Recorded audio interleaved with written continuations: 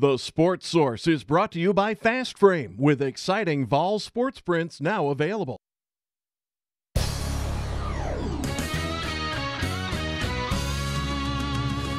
You are watching East Tennessee's first and only year-round sports talk show on television.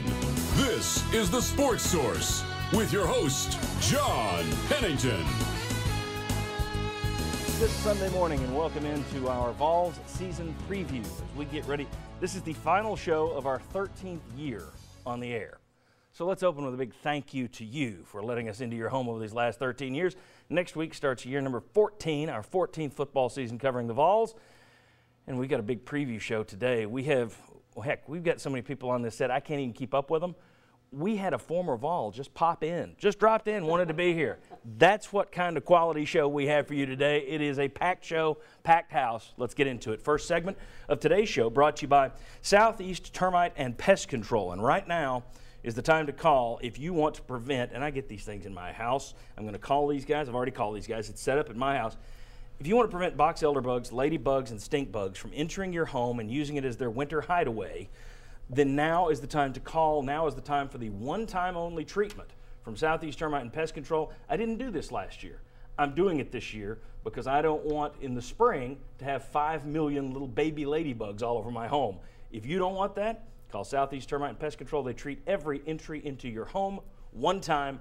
Great service. All right, great people here to start our show. It's my long tenured cast here. We got Bob Hodge, Mike Strange, Jimmy Himes, Chuck Cavaleris. Glad to have all you guys with us. It's not Christmas, but I'm going to steal from A Christmas Carol. A little town of Bethlehem, you know, the hopes and fears of all the years. Let's talk hopes and fears. As we go into the 2016 season, what I want to know. Let's start with the most realistic, reasonable, underline realistic, hopes for the Tennessee football team in 2016. And you guys we don't have to do it one by one. You can do it as a conversation. But what do you think the top hope is, a realistic goal and hope? East Division Championship, is that where we start? Dreams and aspirations. 10-2, win the East Division. Yep. I think East. anything short of winning the East is going to be a disappointment. I'm going to say it's realistic that they can win the SEC.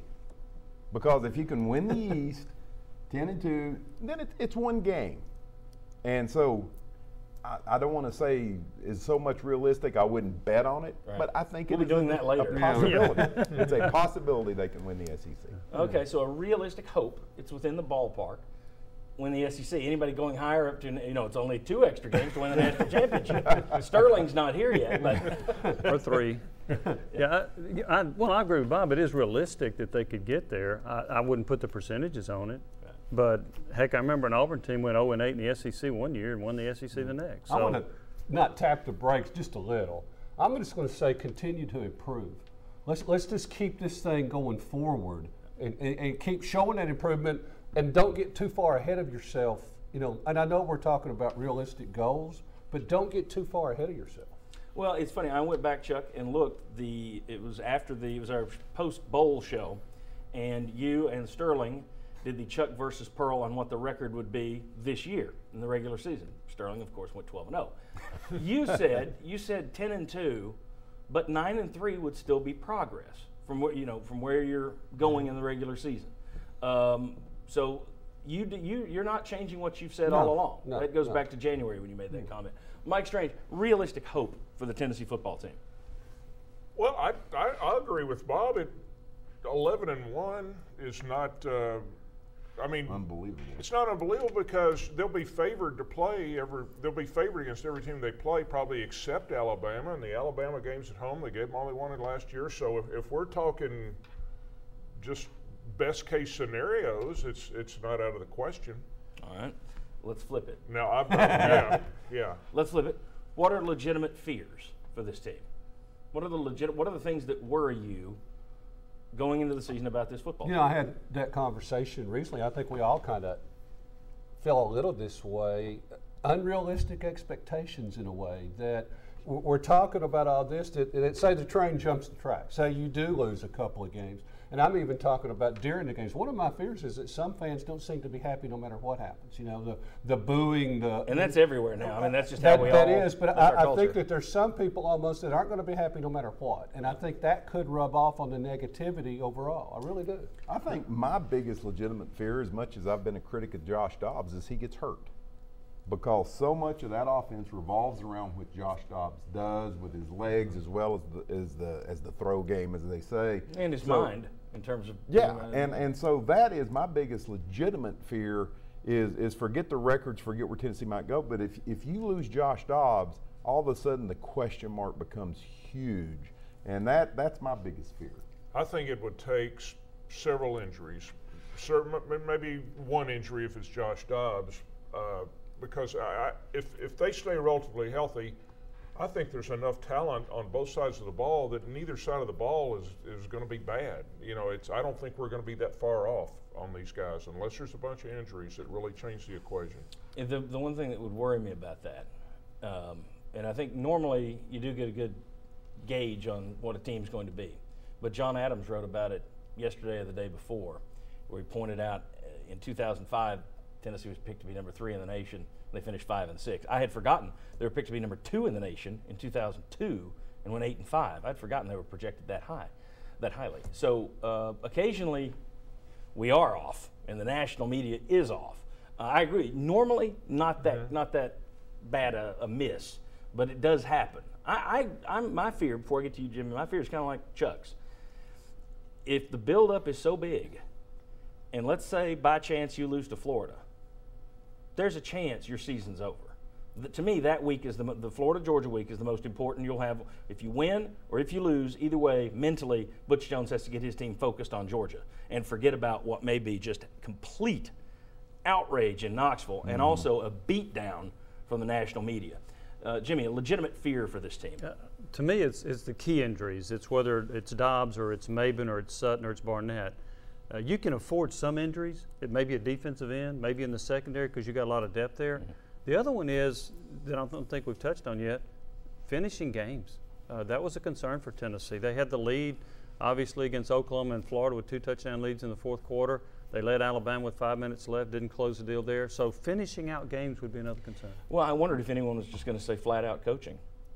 Is that a fear to say that because of those couple of games last year? I don't think you can blame them. There's some people, well, you blew the game against Alabama too. No, that doesn't qualify. With the Florida and Oklahoma, you can actually point to, all right, that's questionable what you did, and it wound up biting you. I didn't feel that way. Arkansas was just not the right matchup for Tennessee. And Alabama, you gave them all they wanted down there. But coaching, anybody think that that's a concern? I know there are people out there watching holding their hands under up. the umbrella of coaching, let me say this. 2012, they weren't, ranked like they are this year in preseason, but it looked like it was going to be a really good year, and it turned out the offense really was good. But the defense brought in a new coordinator, and the defense went south really bad. It sabotaged that season. Now this year you've got a new defensive coordinator. Now I don't think the scheme is as drastically different, and everything we think about this guy is that he's going to be really good. He's going to be an improvement. But should that be a fear? You can go back, and another coordinator previous to that was the Clawson offense, the Clawfence. I think another fear that you got is the unknown. And here's can't what be it afraid is. of the unknown. You've got a new coach at Virginia Tech, plus you're playing at a racetrack. You're going to Texas A&M for the very first time. You've got new coaches at Georgia. You've got new coaches at South Carolina. Yeah. So there's a lot of things out there. Yeah, South Carolina looks horrible, but they got a new coach. Virginia Tech doesn't look like what they've been, but they got a new coach, plus you're playing at a racetrack. Yeah. So there's a lot of things out there that are going to be different for this team that they haven't experienced before. Yeah. The thing about Mike's point about Shoup, at least he has a track record. Right. Sincere did not. And I remember when he got hired, a lot of coaches told me, this guy, he's in over his head. He doesn't know how to match the front seven in the secondary. This is a horrible hire. I had people tell me that before he got hired. It's not like that's a big deal. So, front seven doesn't have to meet the secondary. I mean, come on. So, all right, we got to catch a break. When we come back, we have a ton of information, a ton of former Vols to come. We got a couple more media guys. We got 3 VFLs to bring out, records, depth chart. We go through it all. But next, I want you to spend 5 minutes with me. We do this once a year. It's 5 minutes that can save your life, men. If you got a buddy, a pal, give them a ring, tell them to turn it on right now. Very important these next 5 minutes, and then we got tons of Vol stuff right after that. Come on back.